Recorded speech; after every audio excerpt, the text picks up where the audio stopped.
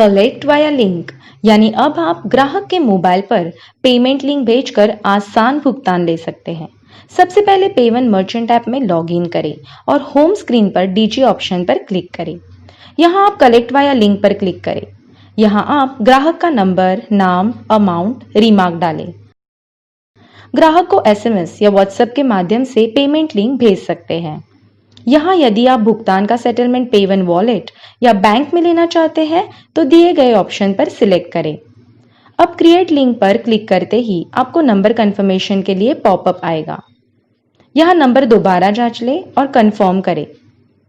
Confirm करते ही payment link generate होगी। Send पर क्लिक करें।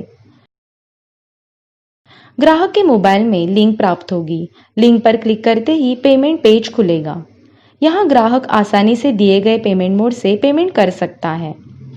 पेमेंट करने के बाद कस्टमर को एसएमएस द्वारा पेमेंट रिसीप्ट मिलेगी।